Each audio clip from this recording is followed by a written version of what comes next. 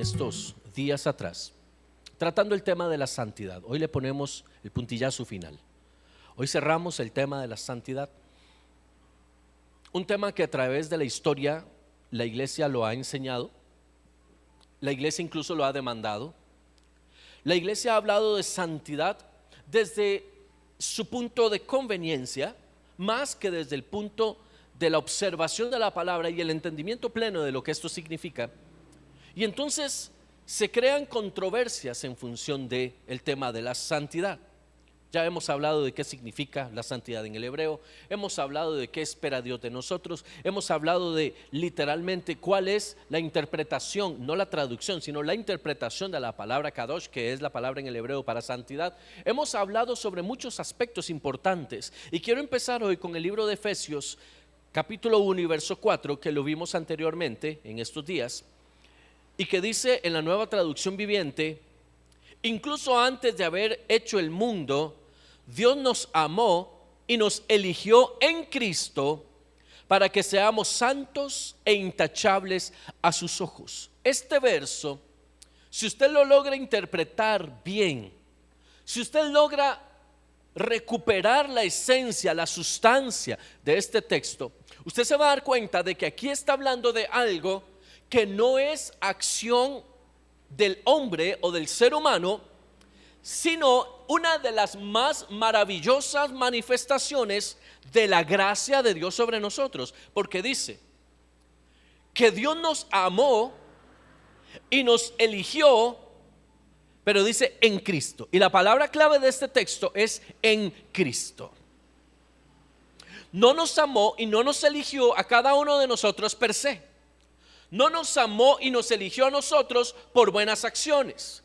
No nos amó y no nos eligió a nosotros de acuerdo a nuestro color de piel o al lugar donde usted y yo vivamos, o posiciones económicas y demás.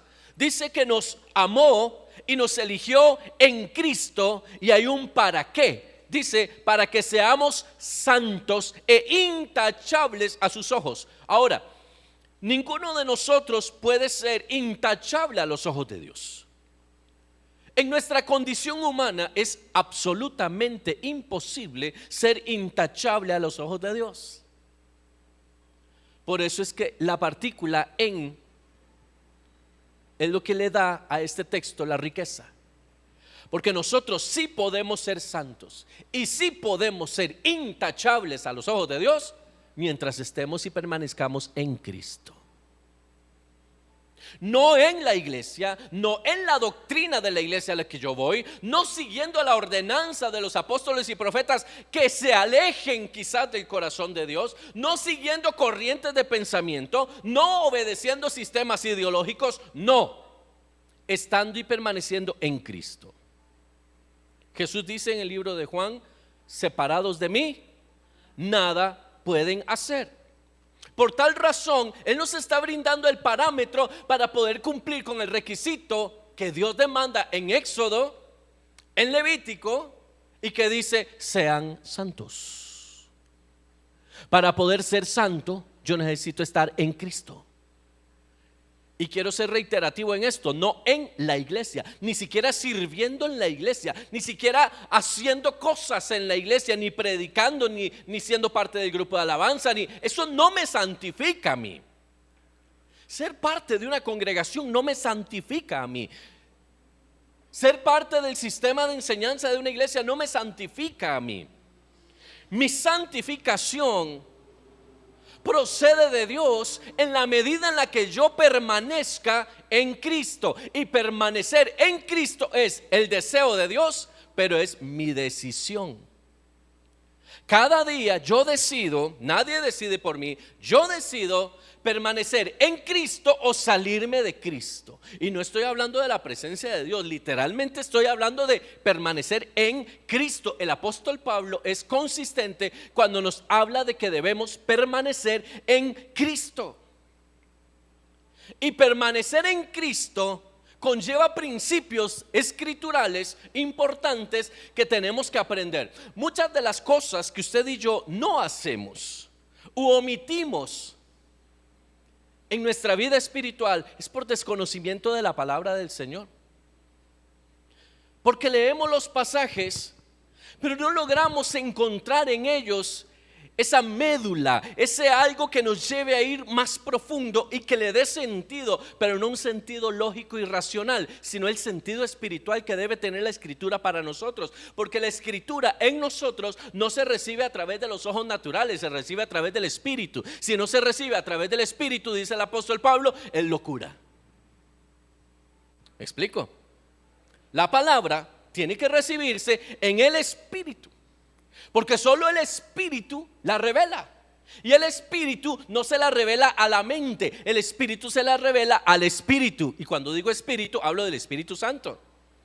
El Espíritu Santo nos revela a nosotros, a nuestro espíritu, la verdad. Pablo disertaba la palabra con hombres de su tiempo que eran eruditos en pensamiento, eran sabios en su pensamiento, eran personas letradas, eran personas de ciencia, eran personas de conocimiento humano, pero no entendían los principios de la palabra. Por eso cuando Pablo está hablando en el Areópago, encuentra una resistencia, y aunque algunos pocos creyeron, muchos no lo hicieron y dijeron: no entendemos lo que nos estás diciendo. Ese es uno de los máximos errores que cometemos los que enseñamos la palabra de Dios. Se nos olvida que esto no es un sistema educativo como el de la universidad pública o privada, tratando de formar personas que sepan Biblia. Estamos hablándole a personas que necesitan que su espíritu se active para que sus acciones sean coincidentes, coherentes con el reino de los cielos. Si usted y yo enseñamos la palabra para demostrar cuánto sabemos, estamos perdidos. Porque esto no se trata de quién sabe más, se trata de cuánto está siendo el Espíritu permeado en cada uno de los que nos están oyendo. Por eso cuando Pedro se pone en pie saliendo del aposento alto, dice la palabra que 3,000 reciben la palabra. ¿Por qué cuesta tanto hablar de la Biblia hoy con un cristiano? Porque sabe mucho de teología, pero no tiene revelación del Espíritu. Es tanto conocimiento el que tiene que ya su espíritu se bloqueó y ya es la mente la que recibe todo. Entonces cada prédica que oyen, yo no estoy de acuerdo, a mí no me parece, es que yo pienso diferente. Es que yo no encuentro eso en los libros de historia, es que eso no está escrito en ningún otro lugar. Y el Espíritu entonces es imposible que pueda entrar y traer revelación y traer frescura y traer vida, porque hay un bloqueo que se llama mente, que se llama ideología, que se llama maestría, que se llama como usted le quiera definir. Y cuando hablamos de la santidad, hablamos de una de las cosas que se ha mal entendido a través de los años, a través de los siglos. Y cuando nos encontramos con estos textos, hay bloqueos, porque los hemos entendido diferente y no hemos encontrado la relación. Este texto es gracia, pero este texto es identidad también. Porque usted y yo somos mientras estemos en Cristo. Y hemos interpretado lastimosamente estar en Cristo con estar en una iglesia evangélica, aprendiendo cosas de la iglesia evangélica. Hay gente que sale de una iglesia y entra a otra y le cuesta adaptarse. ¿Por qué le cuesta adaptarse? Yo quiero que meditemos en esto un momento. Cuando una persona sale de una iglesia, sin importar la razón, por A o B razón, alguien salió de la iglesia evangélica y decide ir a la iglesia evangélica del pastor vecino, y está esta frase: es que no me pude adaptar. ¿A qué no se pudo adaptar? ¿Al Espíritu Santo? ¿A las cosas espirituales? ¿A qué no nos podemos adaptar? El problema es que el cristiano de hoy tiene tan desplegado su arsenal emotivo y natural y carnal, que cuando algo no le gusta, no me gusta. Como que si el evangelio se tratara de que me guste a mí. ¿Me está siguiendo? Entonces yo llego a la defensiva para ver cómo, a saber si me gusta. Ay, es que no me gusta la alabanza. Ay, es que esas canciones no me gustan. Entonces yo mejor no voy a la alabanza. Ay, es que como predica no me gusta. Ay, es que, ¿me doy a entender? Déjeme hacer una pregunta. ¿Alguien de ustedes sabe cómo predicaba el apóstol Pedro? Él predicaba. A veces ponemos a estas figuras de la escritura en pedestales muy altos y creemos que eran unos disertadores de la palabra impresionantes. Pedro era un pescador sin mayor título universitario. Hablaba y posiblemente, como decimos aquí en Costa Rica, hablaba concho. Significa hablaba golpeado. ¿Quién era Pablo? Vaya a las cartas. ¿Cómo eran las cartas de Pablo? Eran directas. ¿Predicaba bonito? No lo sabemos, no sabemos cómo predicaba. Pero el evangelio no es para ver quién lo da, sino de quién viene. A mí lo que me cambia es la palabra del evangelio, no quién la da. ¿Me doy a entender? Cuando hablamos de santidad no se trata de lo que yo crea, lo que yo piensa, lo que yo quiera que esto signifique. Se trata de lo que Dios me ha enseñado que significa.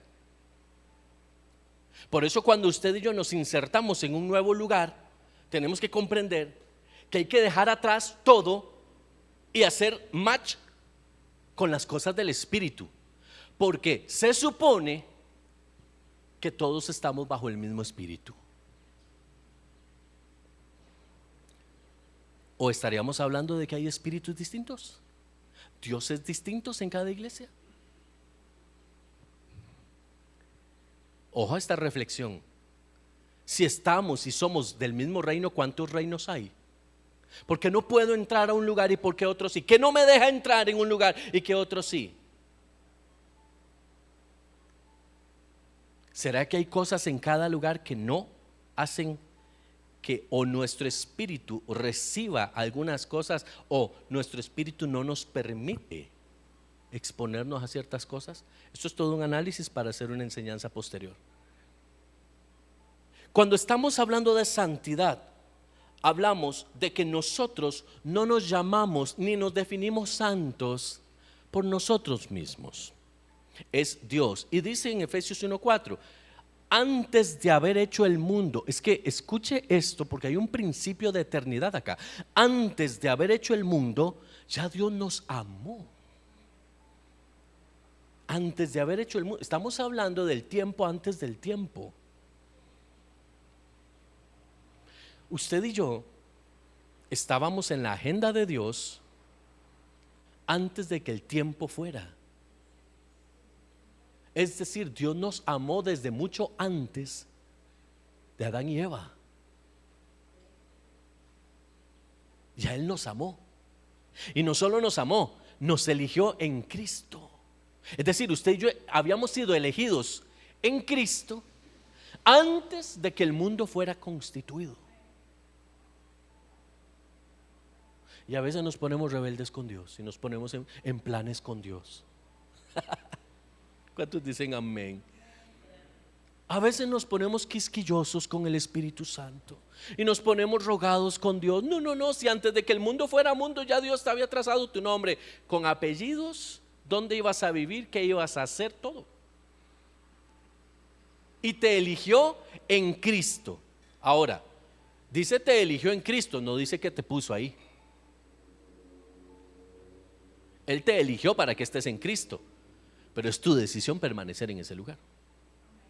La santidad es tu decisión, es el deseo del corazón de Dios, pero es tu decisión al fin y al cabo. Sin un esfuerzo de por vida hacia la santidad, nadie va a poder ver al Señor. Nosotros vamos a ver a Dios en la medida en la que nosotros sigamos el ordenamiento de Dios para ser como Él quiere que seamos. Vaya por favor a 2 de Corintios. Quiero que vayamos por favor al capítulo 7, verso 1. Estoy en la traducción viviente, pero después nos vamos a devolver. Necesito que sea este el primer texto que veamos. Dice: queridos amigos, Dado que tenemos estas promesas, limpiémonos de todo lo que pueda contaminar nuestro cuerpo o espíritu y procuremos alcanzar una completa santidad porque tememos a Dios. Ahora, ponga atención a esto. Este es el 7.1. Dice, dado que tenemos estas promesas, limpiémonos de todo lo que pueda contaminar nuestro cuerpo o espíritu. Tenemos promesas. Y este texto es predicado una y otra vez. Y se le enseña a la iglesia que tiene promesas. Y se le predica a la iglesia que tiene promesas. Y se le promete que tiene promesas.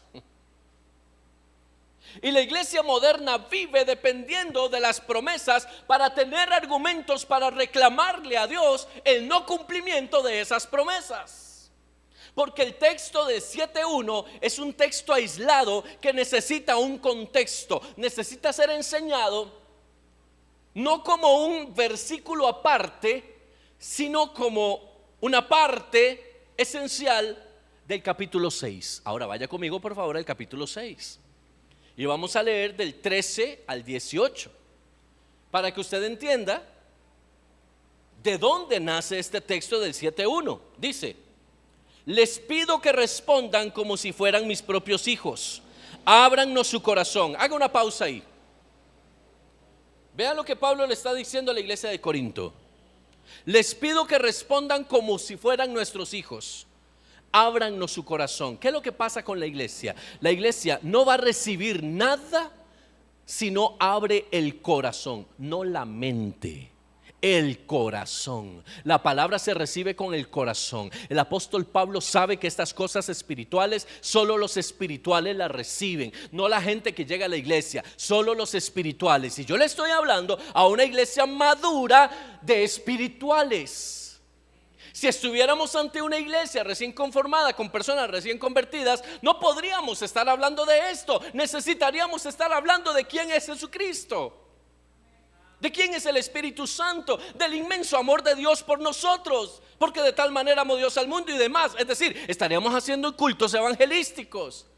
Pero ya somos gente madura, entrada en años y conocimiento amplio de la Escritura. Por eso Pablo le dice a los corintios: ábrannos su corazón.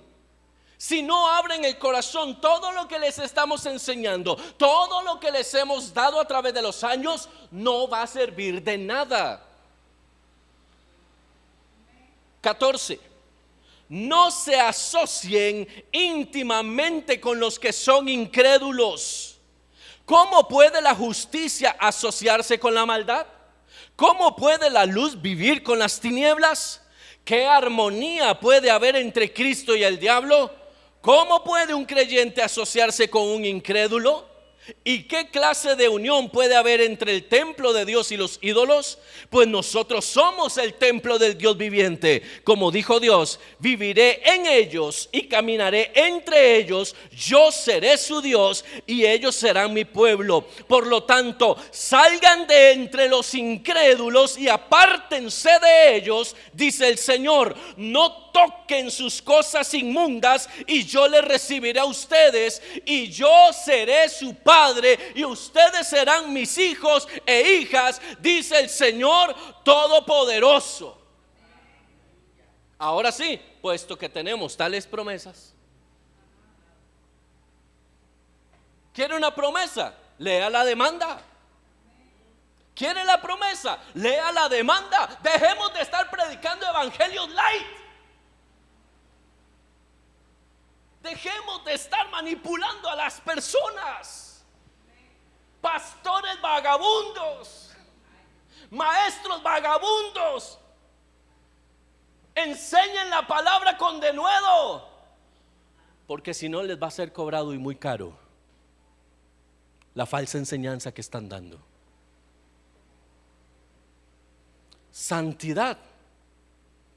¿Qué comunión tiene un cristiano, un creyente, un hijo de Dios con los incrédulos? Ahora, por favor, esto no significa que entonces nosotros somos una estirpe especial que no se puede relacionar con el mundo. Entonces yo no puedo ir a trabajar secularmente porque estoy a la par de un montón de incrédulos y me contamino. No, mi hermano, usted no se contamina por estar a la par de un incrédulo. Usted se contamina cuando usted comienza a hacer lo que hace el incrédulo. Si usted se contaminó de algo, deje de echarle la culpa a la gente. Usted abrió la puerta. Usted se tomó eso, usted se comió eso, usted fue a ese lugar solo, usted decidió hacer eso. Fue su decisión, no es culpa de nadie más. ¿Qué dice el apóstol Pablo? ¿Qué comunión tiene la luz con las tinieblas? ¿Qué estás haciendo revolviéndote con los incrédulos? ¿Cómo puede? Es que estas son palabras muy, muy fuertes, mi amado. ¿Cómo puede un creyente asociarse con un incrédulo? ¿Sabe por qué un creyente se asocia con un incrédulo? Porque el creyente no sabe lo que es ser un creyente. No tiene la menor idea de lo que significa tener a Cristo en el corazón. Entonces mis pensamientos son tan mundanos como el del mundano, con la diferencia de que voy a una iglesia cristiana. Mis deseos son tan carnales y tan mundanos como los de cualquier otra persona que no conoce a Cristo. Porque dejo de ir a ciertos lugares, pero no permito que Cristo transforme mi mente. Entonces, ¿cómo voy a vivir en santidad si mi mente no ha sido transformada? Por eso dice la palabra, llevando todo pensamiento cautivo a la obediencia de Cristo. ¿Y cuál es la obediencia de Cristo? Dejar lo que hay que dejar, con tal de que el Padre se sienta agradado. Esa es la obediencia de Cristo. Mire, ese verso tampoco lo entendemos. Muchas veces lo leemos y decimos, yo llevo todos mis pensamientos cautivos a la obediencia de Cristo, y no entendemos lo que es la obediencia de Cristo. No sabemos de qué está hablando el apóstol. Pero yo repito, sí, yo repito. Diga conmigo, llevo todo pensamiento. Y uno dice, llevo todo pensamiento. Mire, termina de decir eso y sigue pensando la misma tontera. Porque no entendemos lo que es la obediencia de Cristo. ¿Sabe qué es la obediencia de Cristo? ¿Sabe cómo entenderíamos eso? Si leyéramos más Biblia y oyéramos menos prédicas por YouTube. ¿Qué es la obediencia de Cristo? Dice la misma palabra, apóstol Pablo, la obediencia que lo llevó a la cruz. La misma obediencia que lo llevó a la cruz. Jesús no quería ir a la cruz. No sé cómo usted se cuenta, Jesús no quería ir a la cruz. Ay, es que hay gente que dice, es que como él era Dios, él no sentía dolor. Ay, mi hermano, aleluya. Reprenda al diablo con esas teologías cristianas tan raras que hay. Es que él no sentía dolor y en la cruz él soportó. No, mi hermano, no es que él soportó, es que él decidió soportar. Él tomó la decisión de abandonarse. Él en el Getsemaní mostró la máxima desesperación posible y le dijo al Padre, Padre, yo no quiero ir a la cruz, sépalo, no quiero ir a la cruz. Sé lo que eso significa. Todos los días de mi vida he caminado y he entrado a lugares donde he visto a los hombres colgados en los maderos. Yo no quiero eso, yo sé que eso viene para mí. Yo no quiero eso. Mi amado, es que cuando a uno le dicen, es que usted va a ir a la cruz, y uno dice, ¿y eso qué será? Y nunca en la vida ha visto uno. Pero Jesús lo veía desde que estaba pequeño, porque Roma era especialista en la crucifixión. Era una nación sedienta de sangre, era un imperio de terror. Y Jesús veía crucifixiones una y otra y otra y otra vez. Y Jesús sabía dónde iba, y Jesús sabía lo que iban a hacer con él, y Jesús sabía que se iban a ensañar con él más allá de lo que él había visto. Por eso en Getsemaní dice la palabra que fue tanto su sufrimiento que sus vasos capilares en la frente reventaron y él lloró sangre. Y él le dijo, Padre, si es posible, no me dejes llegar a ese lugar. Pero había en él un espíritu diferente y dijo, pero que no se haga lo que yo quiero, que se haga lo que tú quieres. Aleluya. Porque hay un principio que va más alto de lo que yo quiero. Porque hay un principio que va más alto de lo que yo quiero. Eso es lo que el cristiano moderno no quiere entender, que hay un principio más alto que lo que yo quiero. Porque el cristiano moderno quiere que se haga lo que él quiere.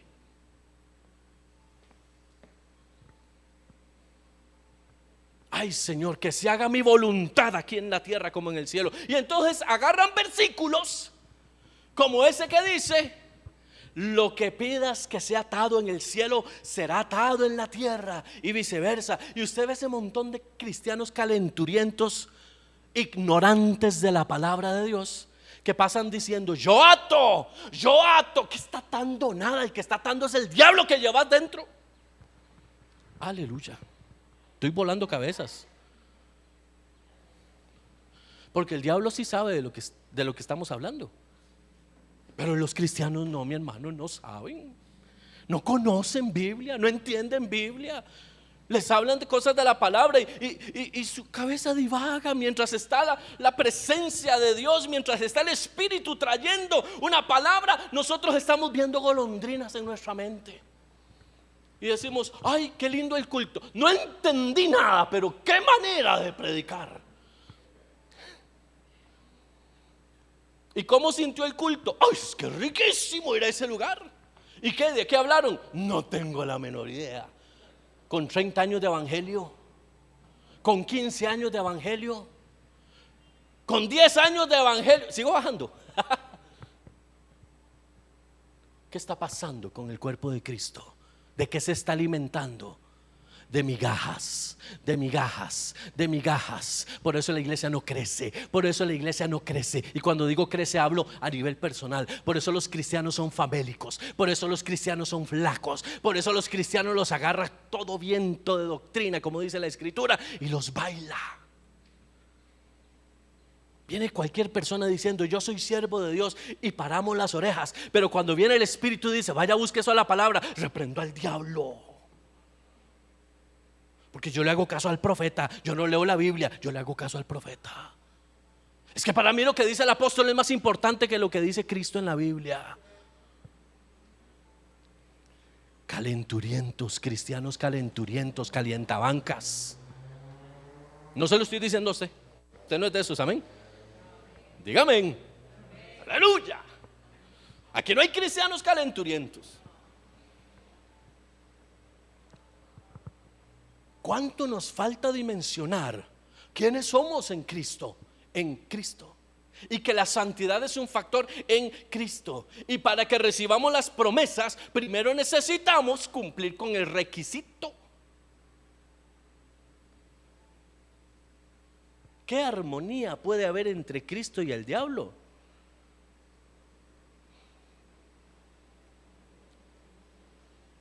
El apóstol Pedro habla con Jesús en respuesta a la pregunta de Jesús: ¿quién creen ustedes que soy yo? Y lleno del Espíritu Santo, Pedro le dice: tú eres el Cristo, el Hijo del Dios viviente. Ah, qué bueno, Pedro, estás volando, qué cool. Si me gusta así, empatado, ¿verdad? Conmigo. Tarda en cerrar la boca como en volverla a abrir. No había pasado ni un día, ni una hora, seguramente. Ay, es que dice Jesús: tengo que ir a Jerusalén a padecer. Y viene Pedro, como ya se envalentonó, como Jesús ya le dijo: ay, eso no te lo reveló carne y sangre, te lo reveló el Espíritu. Entonces dice: ay, ahora todo lo que yo diga es en el Espíritu. Y viene Pedro y le dice: mejor no vaya. No, Señor, quédese aquí con nosotros, va bonito aquí. Ay, cochino diablo. Oiga, ¿cómo sería que a nosotros alguien viniera y nos dijera: te reprendo, Satanás? ¿Se ha puesto a pensar usted en eso? ¿Cuántas veces usted y yo hemos hablado con la boca del diablo? Eso no pasa en la iglesia de Cristo. Hoy sí es donde más pasa. No es que esta es una palabra para la iglesia, esto no es una palabra para el mundo. ¿Cuántos profetas han abierto la boca y el que ha hablado es Satanás? ¿Cuántos apóstoles han enseñado a la iglesia y la enseñanza ha venido de Satanás? Ya se le olvidó que eso existe. Ya se le olvidó que un hombre prominente de la iglesia bautista a nivel mundial se convirtió en el Jesucristo hombre. Un teólogo sabedor de la gracia de Jesucristo a tal nivel que lo tomó Satanás, lo tomó el demonio y se convirtió en demonio.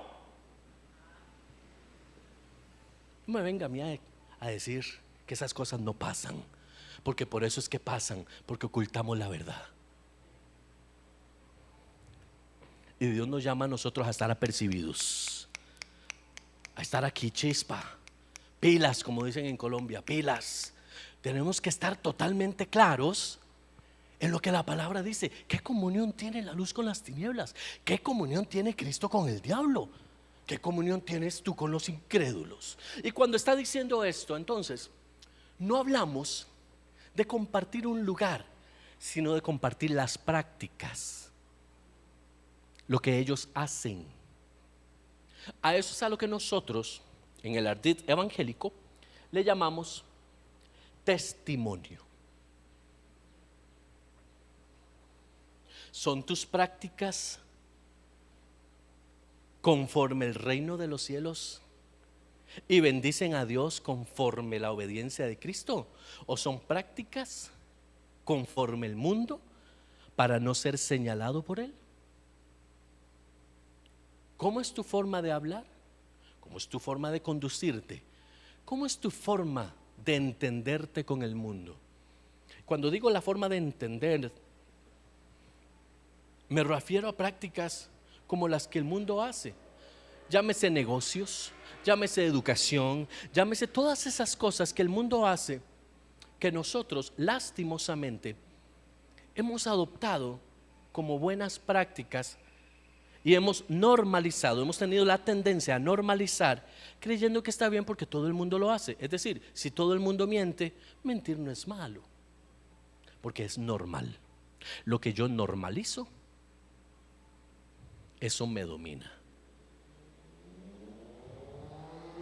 Normalizar es un proceso que utiliza el enemigo en nosotros para comprarle su basura ideológica.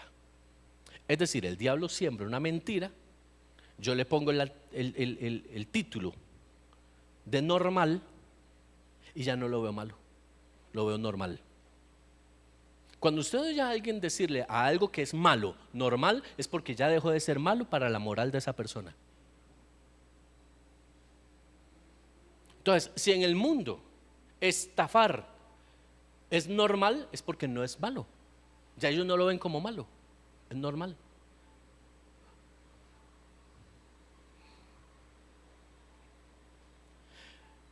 Es bueno, vamos a irnos tiempo atrás, hablemos de 60 años atrás, 70 años atrás. En ese tiempo usted sabe que la religión dominante era la Iglesia Católica, ¿sí? El catolicismo. ¿Qué pasaba después de que la gente salía de misa? ¿A dónde se iba? Muchos para la casa, pero muchos otros para la cantina, ¿cierto? ¿A qué iban a la cantina? ¿A ver partido? No, porque no había partidos por televisión. ¿A qué iban a la cantina? ¿A qué va la gente a una cantina? A pedir el baño, dicen. A doblar el codo. A doblar el codo, a eso iban a la cantina. Pero vienen de misa. Escuche, la misma boca en la que pusieron el cuerpo de Cristo es la misma boca que se fue a pegar en una pacha de guaro. ¿Cierto? ¿No le dijeron cuerpo de Cristo y abrió la boca y se engavetó esa hostia? Y fingió santidad en ese momento. Y sintió el cuerpo de Cristo, que tras la transustanciación que dice la Iglesia Católica, estás comiendo el cuerpo de Cristo, aleluya. Y usted ahí, bueno, usted no. Cuerpo de Cristo, cuerpo de Cristo. Y con esa misma boca que se acaba de tragar el cuerpo de Cristo, usted llega y se sienta y dice, ay, mira esa fulana, va a ir a comulgar. ¿Pero qué le pasa? Si esa es esto y lo otro, si yo me di cuenta, porque a mí me contaron. Me contó fulana que vio a una fulana que vio a esta fulana. Y viene, qué descaro, viene a comulgar. Y detrás de ella voy yo, cuerpo de Cristo.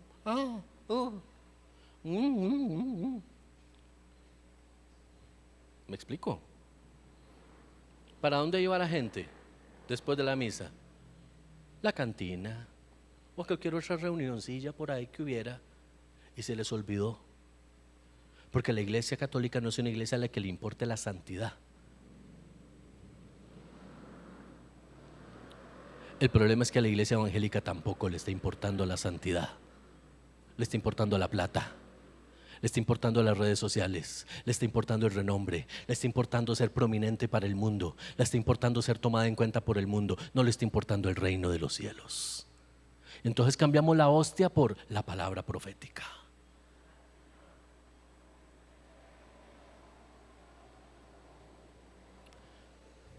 Ay, es que yo siento un calambre que me sube y me baja. Así te dice el Señor.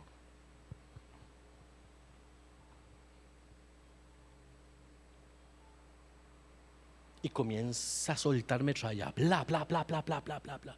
Y la gente como loca, viviendo en pecado y en desorden. No saben nada de Dios. Es más, ni siquiera saben por qué vienen a la iglesia, pero salen con palabra profética. Dígame si le estoy diciendo una mentira, por favor. Si estoy mintiendo, necesito que usted me corrija. Valore la palabra. Dice la Escritura que usted y yo debemos valorar la palabra que recibimos. Y si yo estoy mintiendo, usted debe corregirme. Y no estoy diciendo que la palabra profética es mala. Estoy diciendo que toda palabra profética, uno, debe ser pesada, y dos, usted debe tener las condiciones para que la palabra sea efectiva en usted. Es decir, Dios no lo va a bendecir a usted y a decirle que usted va a ser prominente y muchas cosas si vive en pecado. Lo primero que tiene que hacer con esa palabra profética es tener un poquito de temor de Dios y decirle al Señor: uy, Señor, aún en mi condición tú me estás viendo con ojos de misericordia. Señor, yo voy a cambiar para que esa palabra se cumpla. No. Y el Señor me va a bendecir. Híjole, yo tengo 3 novias y el Señor dijo que me va a bendecir. Significa que lo estoy haciendo bien. Si me busco la 4ª, tal vez me va mejor. ¿Me doy a entender? Eso está pasando, mis amados. Es que a veces nos metemos en el nichito donde nosotros vivimos y creemos que no. Como ahora la tendencia es que uno no se relaciona con nadie, sino que vive en las 4 paredes de su casa, creemos que todo el mundo vive como vivimos nosotros. No, mi amado, abra los ojos. Hay más cosas en el mundo de las que usted se puede imaginar. ¿Qué tiene que ver esto con la santidad? Absolutamente todo. ¿Qué comunión tiene el bien con el mal?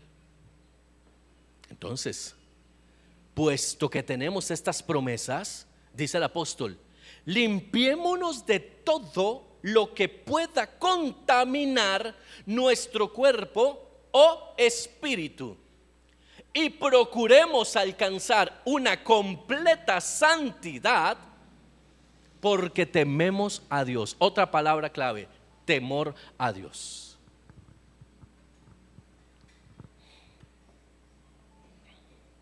Dice el Salmo 139, versos 23 y 24.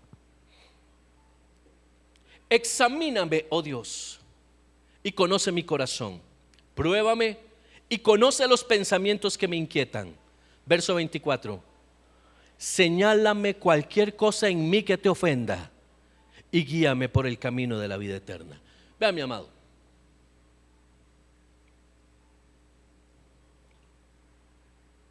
David era un hombre muy normal, ¿sí? Muy natural, con defectos, con virtudes, pero tenía algo, y es que a pesar de lo pecador y de las fallas tan importantes que tenía David en su vida, era un hombre sensible a la voz del Espíritu Santo sin saber que era el Espíritu Santo. Y una de las peticiones constantes de David era: Señor, examíname, Señor, mírame. Y esta del verso 24 es particularmente importante porque dice en esta versión: señálame cualquier cosa en mí que te ofenda. Habiendo dicho eso, viene el profeta Natán y le dice: querido David, hijo del Dios viviente, a quien Dios ama casi como a Jesucristo. Vieras que tenemos un problema porque un hombre rico tenía una oveja, tenía un rebaño muy grande de ovejas, y le llegó un visitante, un invitado que no esperaba. Pero él no quiso tomar de todos sus rebaños algo para darle al visitante, sino que habiendo un pobre que vivía ahí cerca, se fue y le quitó la oveja, la única oveja, lo único que tenía, lo más preciado. Él la cuidaba, la amaba, la chineaba, le daba pasto, así como Heide le traía las florecitas de arriba de la montaña, hacía cosas muy bonitas por la ovejita, la quería, la amaba, dormía con ella, todo. Y este hombre rico malvado tomó esa oveja, se la arrebató, se la quitó y la sirvió delante de la mesa de este invitado. Y dice que David se enojó tantísimo. Le entró el furor de Dios, ese fuego intenso, el fuego de Dios que lo consume. Y le dice: a ese hombre que hizo semejante barbaridad no hay que perdonarle la vida. Y le dijo Natán: uy, por los dichos de tu boca serás juzgado, porque ese hombre has sido tú. Le quitaste la esposa a tu siervo Urías, te acostaste con ella y lo mandaste matar. Tú eres ese hombre. Y claro, cuando David recibe eso, David cae al piso y dice: ay, Señor.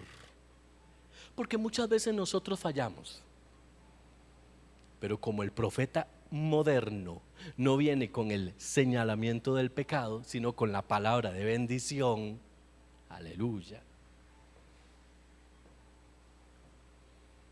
Mire, hoy muchos profetas parecen la bolsa de colacho, mi hermano. Solo regalos traen. Parecen el trineo de Santa. Solo regalos para repartir. ¿Me explico? ¿Dónde están los profetas como Natán, que sin temor llegaron hasta el trono, hasta donde estaba el rey? Mi amado, perdóneme, no era cualquier persona a la que le estaban dando la palabra profética. Si David estuviera endemoniado como estaba Saúl, Natán no sale de ese lugar. A Natán, mire, la cabeza en un plato, igual que Juan el Bautista. Pero había algo en David que es lo mismo que hay en nosotros, y por eso usted y yo decimos que somos santos. Había algo que redarguía la vida de David, y David cayó a tierra y dijo: Señor, examíname, examíname, Señor, examíname. Si hay algo en mí que no te agrada, examíname, señálame qué es lo que está pasando en mi vida, hazme entender, porque el único que sabe cómo está nuestra vida es Dios. Por tal razón es el único que nos puede reprender. Pero él decía: yo necesito la santidad, yo necesito sentirme aprobado por Dios, porque David estaba cegado. Y en ese momento él creyó que todo estaba bien. Pero había un hombre de Dios que le dijo: no, David, Dios te ama tanto que te dice: estás haciéndolo mal. Dios te ama tanto, David, que te está diciendo: hoy lo estás haciendo mal, para que te arrepentas, para que te arrepientas, para que vuelvas hacia atrás tus pasos. No le quitó a la esposa, le quitó el fruto del pecado, pero de la simiente de esa mujer vino el Mesías. Porque las cosas no son como yo quiero, son como Dios dice que tienen que ser, y Dios las reordena. Ya Dios estaba claro en que de David vendría el Redentor. Dios sabía que David iba a ser la simiente de la cual vendría el Mesías, pero a David se le ocurrió que ese iba a nacer del pecado. ¿Y qué hace Dios? No me ensucies el diseño. No me ensucies el diseño. Te lo voy a devolver restaurado, papá, porque es mi diseño. Pero no se atreva a meter la mano en mi diseño. ¿Alguien me está siguiendo acá? Qué cosa más terrible, mi hermano, es cuando usted y yo no entendemos que el diseño de Dios no se toca. Y para poder entender que no se toca, tenemos que entender qué piensa Dios de nosotros y qué quiere. Y las palabritas de bendición no nos llevan a eso. Si no vivimos en santidad, ¿cómo vamos a esperar que Dios nos use? Porque sépalo, si Dios a usted le prometió que Dios iba a usarlo en forma grande, lo va a usar. Pero si usted no se vuelve a Dios, alguien más lo va a usar, y no es Dios, porque va a tomar ese diseño y dice: aquí me monto y aquí lo llevo, engañaditico me lo llevo, para que no entienda cuál fue su diseño. Venga, en las emociones, en la carne, no le están dando pelota. Váyase. Vaya, busque el que le caliente la oreja, el que le dé pelota, y el que no se meta con su pecado. Es más, que ni siquiera le pregunte si usted está en pecado. Ese es el bueno, el que no se mete con usted. ¿Alguien me está siguiendo acá? Porque el diablo no busca donde está la luz, busca donde está la oscuridad.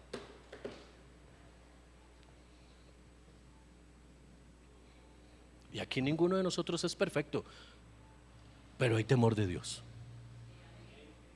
Hay temor de Dios. Y Dios te va a llevar donde te prometió que te va a llevar, pero en el temor de Dios. Y te va a abrir las puertas que te prometió, pero en el temor de Dios. Y va a cumplir en ti todo lo que su palabra dijo, porque dice la escritura en Isaías que no caerá la palabra de Dios a tierra antes que lo que Él predestinó de esa palabra se cumpla.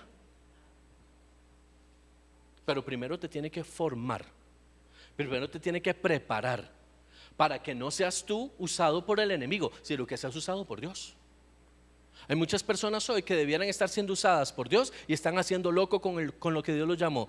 Por eso Él dice la palabra en el libro de Apocalipsis: no los conozco, porque aunque usaron mi nombre, mi franquicia, lo hicieron para ustedes. Hablaron como que si yo estuviera de acuerdo y ustedes ni siquiera se acercaron a mí. No los conozco. ¿A quién está hablando? A la iglesia, pero a la iglesia falsa, a la iglesia farsante, a la iglesia que cree que vive en santidad, a la iglesia que cree que está haciendo las cosas bien. ¿Cuántas veces dice el libro del Apocalipsis? Santos, los santos de esto, los santos del otro, y habla de la santidad, y habla de la santidad. Mi amado, este es un momento donde necesitamos santidad. Mire, le voy a decir esto. En los Estados Unidos acaba de haber cambio de gobierno. Y una de las primeras cosas controversiales en el mundo, no para nosotros, para el mundo, que el señor Donald Trump ha hecho, es decir, lo que usted y yo hemos dicho desde el principio de los tiempos: solo hay dos sexos. No hay 50 y los que usted quiera. No hay LGT plus ultra, no existe. Solo hay dos sexos, punto.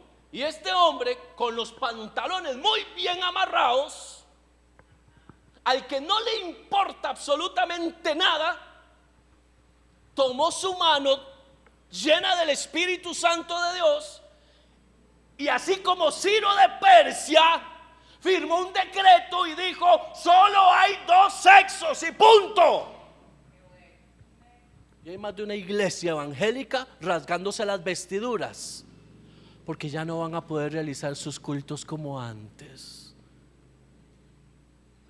porque eran iglesias LGT lo que quiera. ¿Me está siguiendo acá? Un hombre que puede tener los errores que quiera, pero también tiene los pantalones donde los debe tener.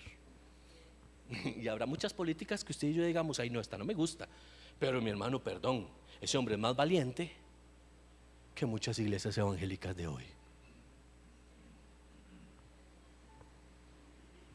Es más valiente que muchos pastores de hoy.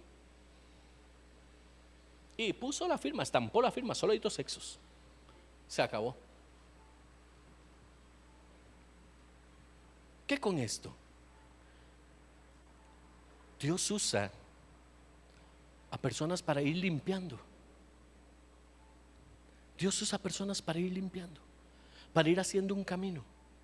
Y Él se está comiendo las balas.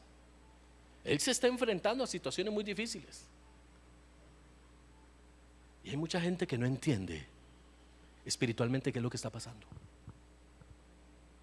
Las decisiones que en Estados Unidos se están tomando van a repercutir directamente en nosotros. Pero déjeme decirle algo: las decisiones espirituales tienen que pesar sobre lo que el reino de los cielos determina para cada uno de nosotros. Trump puede firmar lo que él quiera, pero espiritualmente, ¿qué estás tú recibiendo en tu espíritu? ¿Qué estás tú recibiendo en tu corazón? Cada cosa que llega a nosotros puede permear para bien o puede permear para mal. David dijo: examíname y señálame. Examíname y señálame. ¿Me captas lo que eso significa? Mírame y dime qué es lo que no está bien. Cuando usted se hace un examen radiológico, por ejemplo, ¿cuál es el objetivo de ese examen? conversar con el radiólogo, contar los últimos chismes, ponerse al día. ¿A qué va usted al médico? ¿Sabe? Hay mucha gente que dice, es que yo no voy al doctor porque es capaz de que me encuentre quién sabe qué. ¿Verdad? Vimos una película ahora en Navidad, muy vacilona, donde una señora le toman, se golpeó la cabeza y le toman un tac y le aparecen unas manchas en la cabeza y le dieron 2 semanas de vida. No, 2 meses eran, como 2 meses de vida, algo así, eran 2. Y entonces saca todos sus ahorros y se va a hacer la vida, porque ella le quedaba muy poquito de vida, ya se iba a morir. Pero resulta que la máquina estaba mala, estaba dañada. Y esas manchas le salieron a ella, le salieron a otro señor y le salió al médico, porque se metió entre la máquina para ver qué era el asunto. Y ya era muy raro como que a todo el mundo le salieran las mismas 2 manchas en el mismo lugar, en la misma cabeza. ¿Qué quiero decir con esto? ¿A qué vas tú a una consulta médica? A que el médico te vea y te señale. Si tú estás yendo a la iglesia a exponerte al Espíritu Santo, ¿qué esperas que pase? Cada enseñanza tiene que señalar, cada prédica tiene que señalar, cada palabra tiene que señalar. ¿Sabe cómo se llama eso? Confrontación de pecado, confrontación de nuestras acciones, confrontación de lo que estamos haciendo, de lo que estamos pensando, de nuestra forma de vivir. La palabra es buena para redarguir, pero dice también que es como espada de 2 filos que penetra hasta el tuétano. Mi hermano, la palabra de hoy es como cuchillo de utilería de Hollywood.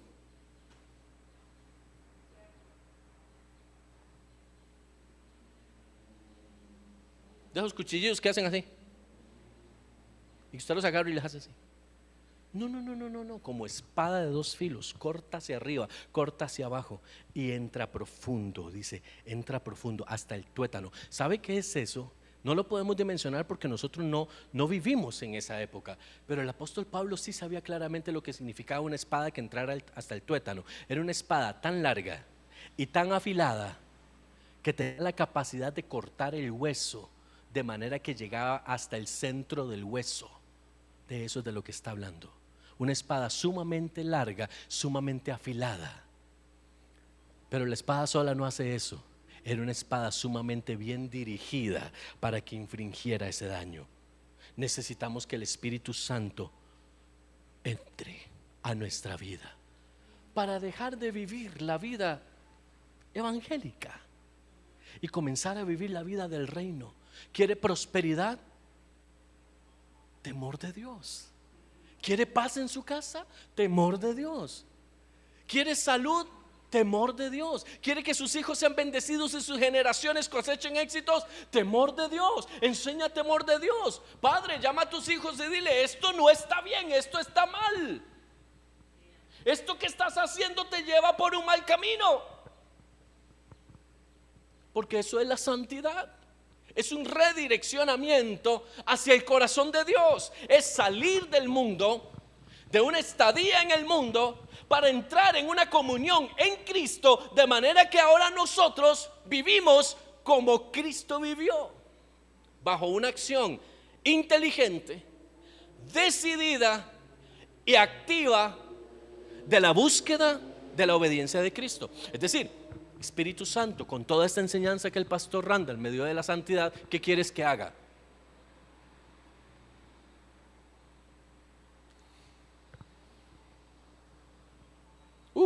Una prédica más para la lista de YouTube. Ya sumamos otra. ¿Cuántos likes lleva? No, yo no ocupo que le ponga like.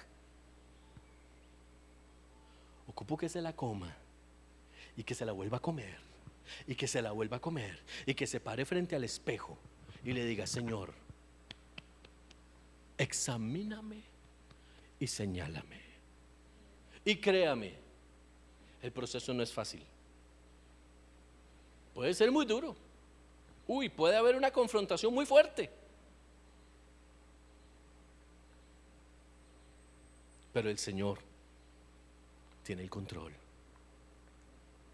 Y Él necesita una iglesia sana, una iglesia pura, una iglesia que le ame, una iglesia que le espera. Para eso es la santidad. Romanos 6. Y con esto vamos cerrando. Versos 17 y en adelante dice, en la traducción viviente: antes ustedes eran esclavos del pecado, pero gracias a Dios ahora obedecen de todo corazón la enseñanza que les hemos dado. Ahora son libres de la esclavitud del pecado y se han hecho esclavos de la vida recta.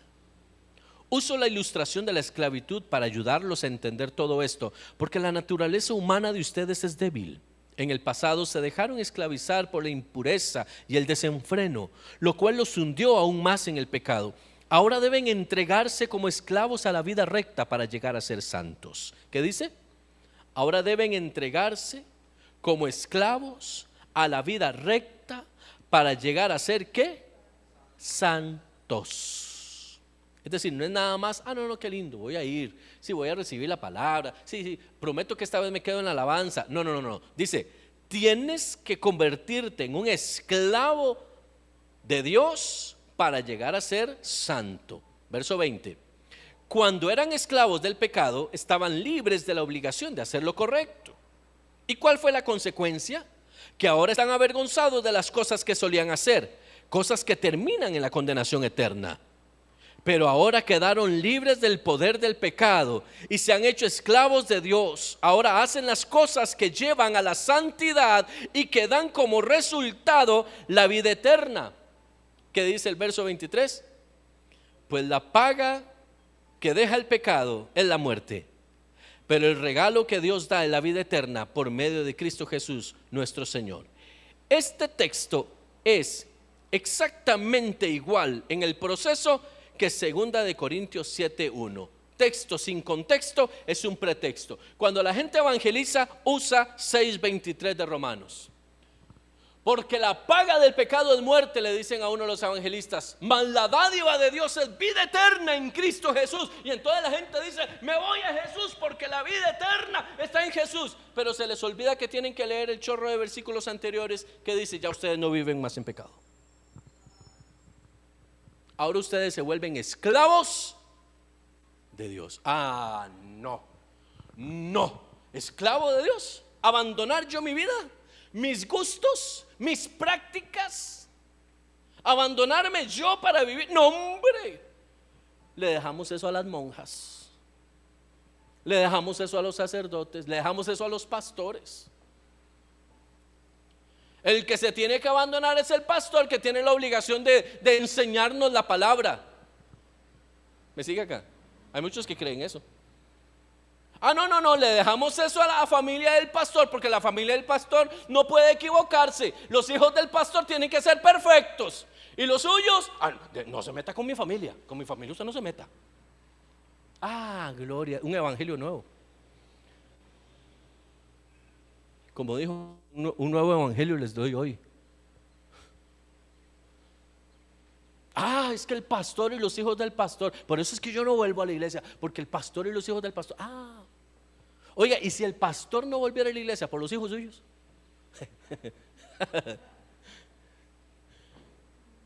¿Te das cuenta de la vida evangélica que hemos llevado? Que todo es para afuera. Todo es para afuera, tiramos para afuera. No, vuelva la pistola para el frente. ¿Qué dice aquí? Sí, la paga del pecado es muerte y la dádiva de Dios, el regalo de Dios es vida eterna. Pero ¿qué dice? Ahora quedaron libres del poder del pecado y se han hecho esclavos de Dios. ¿Y qué es un esclavo? Alguien que no hace lo que quiere, hace lo que le mandan a hacer. Punto. ¿Se imagina usted en los tiempos del apóstol Pablo que escribió esto? Que teniendo él un sirviente, le dijera, fulano, tráigame más papel, necesito escribir. Es que viera que ando con una contractura. Fulano, tráigame agua. Tráigame no, si no me dice por favor no voy. Uy, esto puede comenzar a doler. Fulano, me hace el favor y no me vuelve a llegar tarde. Agradezca que vine. Sigo. Oh, no. Esclavos de Dios. ¿Qué hubiera pasado si el esclavo le dice a Pablo: vieras que no me siento bien para obedecer hoy? ¿Qué hubiera pasado? Bueno, ¿quiere que le hable de esclavitud? Plántesele al jefe como usted se le planta al pastor. Lo pensé, perdón. Dígale al jefe las cosas que usted le dice al pastor cuando el pastor le dice que no a algo. Dígale, hágale el mismo berrinche. A ver qué hace. ¿Qué hace el jefe? Cuando el jefe le dice a usted: va a ir a tal parte y va a hacer tal cosa. No, porque yo siento de Dios algo diferente. No, porque Dios, viera que Dios me habló y me dijo que era distinto. Vaya, dígale eso a su jefe. ¿Alguien me está siguiendo acá? Mire, la gente es tan gente que ni siquiera tienen sentido de lo que significa invocar el nombre del Dios Altísimo, y toman el nombre de Dios en vano. Cada vez que dicen: a mí Dios me habló, usted no le habló Dios, no es cierto. Hay muchas decisiones que tomamos y esa es la muletilla para que entonces nadie pueda decirnos nada. Es que yo sentí de Dios. Usted puede sentir el calambre que a usted le da la gana, pero si usted no está viviendo una vida en santidad, el que le habló no fue Dios. Y así nos evitamos muchos problemas en las iglesias. No, usted no va a ir a predicar ese lugar. Ay, pastor, mire, permítame decirle esto con mucho respeto: primero obedecer a Dios antes que a los hombres. Apártate de mí, Satanás. ¿No fue eso lo que le dijo Pedro a Jesús? ¿No fue lo mismo? El mismo cristiano evangélico confrontando al maestro, diciéndole las cosas sin saber de qué estaba hablando. ¿Alguien me está siguiendo? Yo sé que esto duele, mi amado. Esto es profundo. Yo sé que esto no es para cualquier oído. Esto no es para el niño espiritual.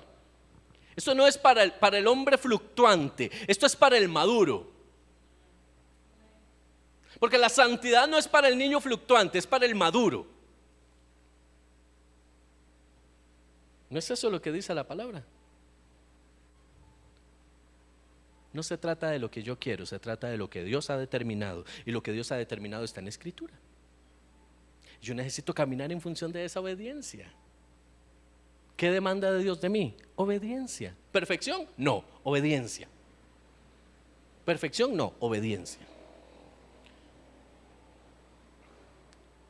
Y entender que yo no soy el dueño de mis decisiones, no soy el dueño de mis acciones. Voy al trabajo porque Dios me lo permite. Tengo y gozo de salud porque Dios me la entrega. Todos los días tengo pan sobre mi mesa. Mis hijos pueden estudiar. Puedo darle gustos a mis hijos porque Dios así le place que sea. Pero en el momento en que Dios quiera cortar los recursos, Dios los corta. Así de simple, mi amado. Así de frágil es nuestra vida. Mire, por más santo y por más querubín apostólico que yo sea, si Dios decide que es tiempo de cortar, Dios corta.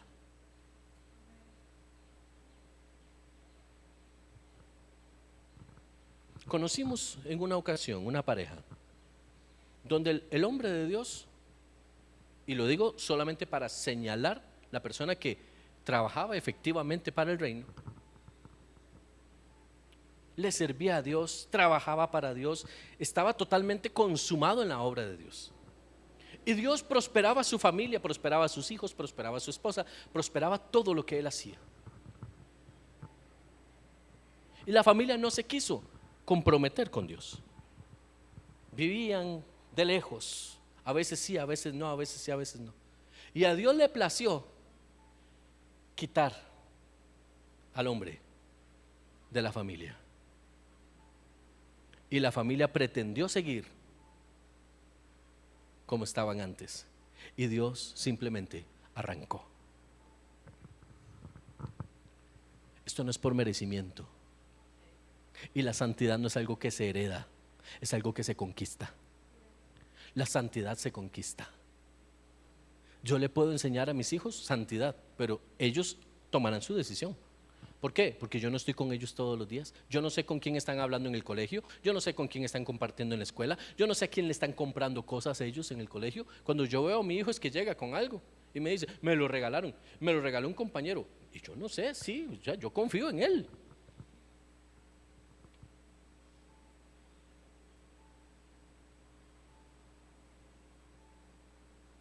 Santidad, una elección de vida, una elección de conducta.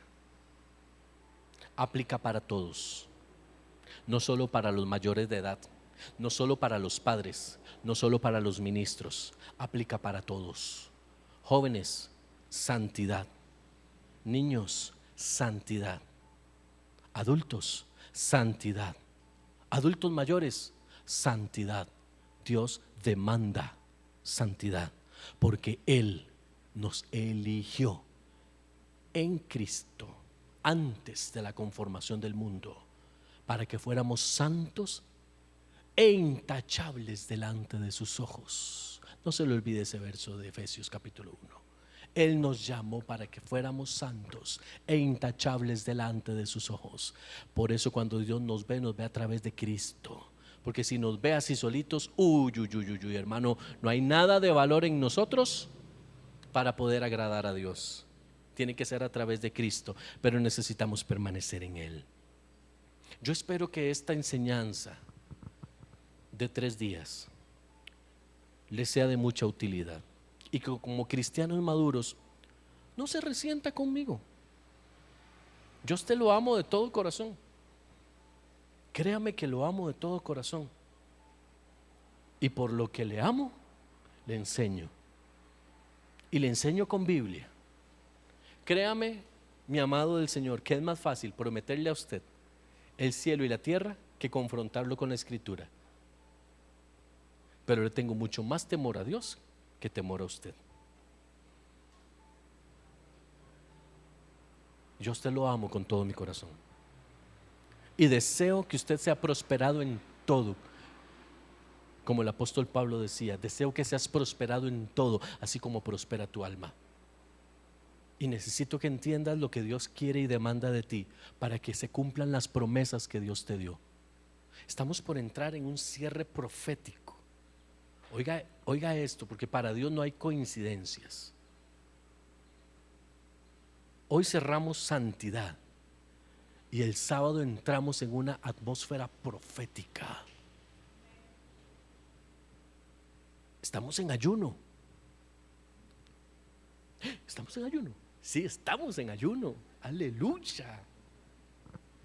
Y ayuno no solo de comer, ayuno de no decir malas palabras, ayuno de ya no hacer las cosas que antes hacíamos, ayuno de aleluya. Eso es el ayuno. No es por hambre, es por temor de Dios. Chicos, jóvenes, ¿están en ayuno ustedes también? ¿O hacen ayuno al mediodía y se levantan a las 11? Levántense, ayunen, nada les va a pasar. Ayunen, padres, que los chicos ayunen. Amén. Santo Dios, solo mi esposa dijo amén. Gloria a Dios. Solo mis hijos están pasando hambre en esta semana.